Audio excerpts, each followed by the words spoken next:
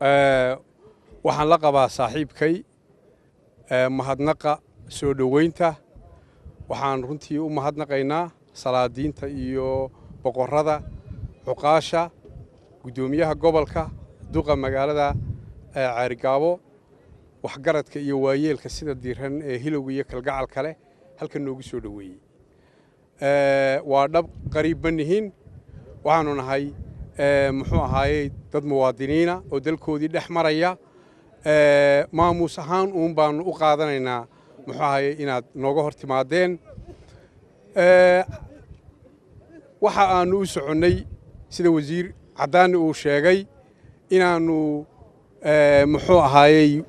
idinkala qayb qaadanno ololaha wacyigelinta iyo derdergelinta iyo gubaabada ka qaybgalka iyo ka qayb qaadashada diiwaangelinta codbixiyaasha ee gobolkan gobolkani waa gobol aad u weyn waa gobolkii shanaad ee diiwaangelintu ka qabsoonto qarankani wuu guulaystay waxaa u qabsoontay diiwaangelin aad u qiimo badan waxaanu ku hambalyeynaynaa guddiga doorashooyinka qaranka ee gacanta ku hayay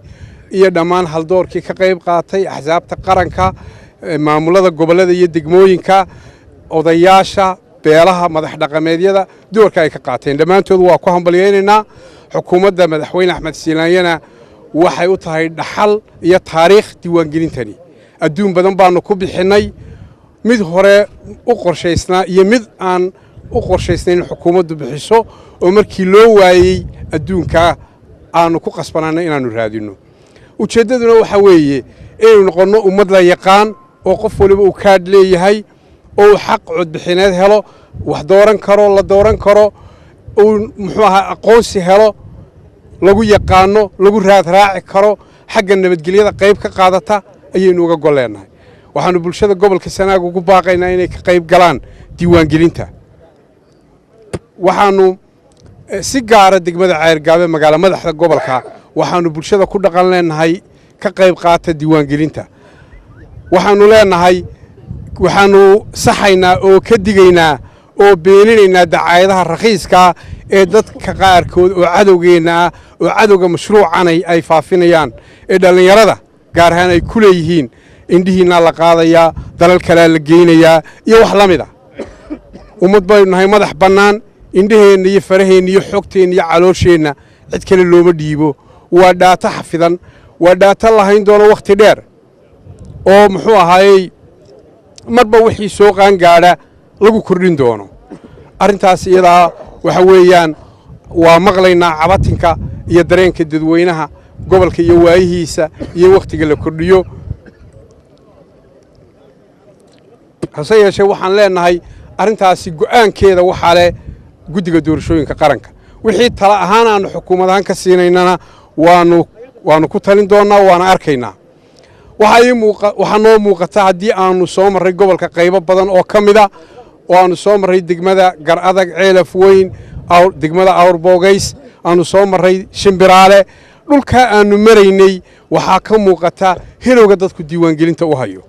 safaf dhaadheer iyo dad xusul duuban baabuur dad lagu gurayo ayaanu soo aragnay Somaliland waxaa muuqata inay gobolkan gaar ahaan Sanaag oo gobol kulmiyo beelo kala duwan in ay u kaceen oo hilow iyo isbedel weyn jiro waxaanu ka nimi shirka wasiirku ka waramayay waxaanu soo marray waxgaradkii iyo waayeelkii iyo cuqaashii warsangeli baanu kula kulanay degmada Shimbiraale dhammaantood dadkaasi waxay ka sinaayeen muxuu ahaayay dareenka iyo hilowga jacaylka diiwaangelinta iyo muxuu ahaayay qarannimada Somaliland waxa isbedelka runtii aad ka garan kartaa waxay ahaayeen dadka aanu la kulmaynay dadkii oran jiray waraq sanduuqa naga joojiya oran jiray ciidanka naga qaada marka hadalka la bilaabo maantana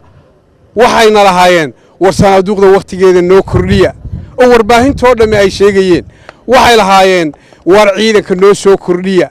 oo ciidamada noo tayeeya oo amniga aan adkayno waa isbedel weyn waa ku hambalyeynaynaa dareenkaas iyo isbedelka ka yimid dhinacooda haddayna lahaayeen war dalka waynu wadaleennay waxaa tuurta ku sidataan dhulka dhiga dee garbay inoogu leeyihin ila waynu wada leenahay waxayna lahaayeen intaasay ahayd iyo niyadda geliya inaanu wax idinla leenahay waxna idinla wadaagno waxa weeyaan isbedelkaana waa ku hambalyeynaynaa waxay muujinaysaa taabagalka qarannimada Soomaaliland goobo kooban ayaan gobolkan diiwaangelintii ka qabsoomin muxuu ahaayay waxaanu cadaynaynaa xukuumad ahaan cidna ku qasbi mayna diiwaangelinta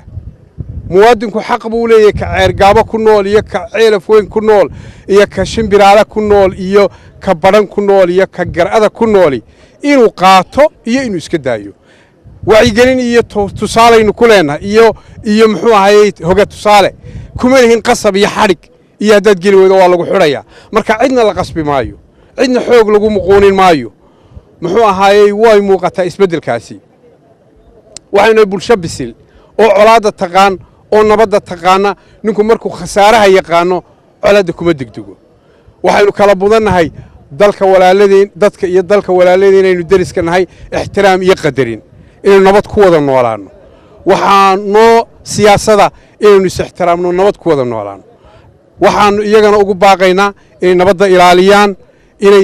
inaynu is ixtiraamno inaynu muxuu ahaayey aynu muxuu ahaayey ummad muxuu ahaa Soomaali shalay waxbay wada lahayd maanta wax ma wada laha way kala tashatay Soomaali in la ixtiraamo muxuu ahaayey habdhaqanada iyo nidaamyada iyo ayaka tashiga ummadaha ayaanu walaaladeen ugu baaqaynaa annaguna dib ma wadno waxaanu wadnaa wanaag horumar waxaanu sidoo kale ugu baaqaynaa bulshada gobolka Sanaag inay la shaqeeyaan hay'adaha amniga nabadda inay ilaaliyaan aargoosiga dilka iyo waxa inaynu iska dayno shaydaanku ka adeegayo inaynu muxuu ahaayay is ixtiraamno wada shaqeyno isu tudhno ayaanu ugu baaqaynaa horumarku wuxuu ku xidhan yahay nabadgelyada waxa xukuumadda aanu ka mid ka nahay ee madaxweyne Siilaanyo odayga ka yahay ka go'an gobolkan inaanu horumar ka sameeyno gobolkan Sanaag oo gobolada muxuu ahaayay dib u dhac badan ku yimi inaanu ka sameeyno waxaan maqlayay rag waaweyn oo leh Sanaag waxba lagama qaban Sanaag wixii laga qabtay way muuqdaa oranayna Sanaag waxay u baahnayd oo dhan baanu qabanay waxaanu saleenahay intii aanu talada dalkan haaneydnay Sanaag isbedel weyn baa ku yimi kaabayaasheeda dhaqaale adeegeeda ceergaabo waa taa beenaale markhaatigiisu fogeeyaa ceergaabo shalayna waa loogaa maantana waa loogyahay muddadii xukuumadda Axmed Siilaanyo waxaanu ka dhisnay wasaarado badan waxaanu ka wadnaa mashruuc weyn oo cusbitaalka waxaanu ka wadnaa deked waxaanu ka wadnaa degmadan iskuulo boodhina waxaanu ka wadnaa waddo weyn oo dawladda oo kaliya iyo ummaddan isku tashatay ayaanu ka wadnaa shalay may jirin kuwaasi miyaa la dafiri karayaa macad la saaraya calaacal lagu qarinayaabaa waxa weeye nin